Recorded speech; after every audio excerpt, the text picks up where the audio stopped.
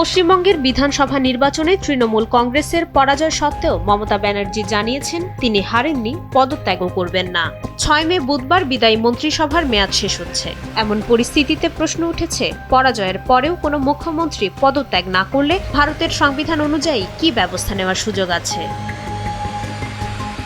ভারতীয় সংবিধানের ১৭২ নম্বর অনুচ্ছেদ অনুযায়ী একটি বিধানসভার মেয়াদ তার প্রথম অধিবেশন থেকে ঠিক ৫ বছর। ৫ বছর পূর্ণ হওয়ার সাথে সাথেই বিধানসভাটি স্বয়ংক্রিয়ভাবে বিলুপ্ত হয়ে যায়। আইনি বিশেষজ্ঞদের মতে আজকের পর মমতা ব্যানার্জি বা তার মন্ত্রিসভার আর কোনো কার্যকারিতা থাকার কথা নয়।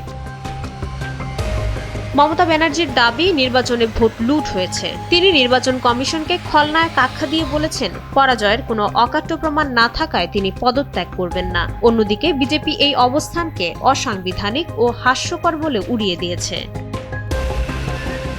সংবিধানের ১৬৪-র ১ নম্বর অনুচ্ছেদ বলছে, মুখ্যমন্ত্রী তার পদে থাকেন রাজ্যপালের ইচ্ছা সাপেক্ষে। এখানে ইচ্ছা মানে হলো নির্বাচিত জনপ্রতিনিধিদের আস্থা। বিদায়ী মুখ্যমন্ত্রী পদত্যাগ না করলে রাজ্যপাল নিজ ক্ষমতা প্রয়োগ করে তাকে বরখাস্ত করতে পারেন এবং নতুন বিধানসভায় সংখ্যাগরিষ্ঠতা পাওয়া পক্ষকে সরকার গঠনের আহ্বান জানাতে পারেন।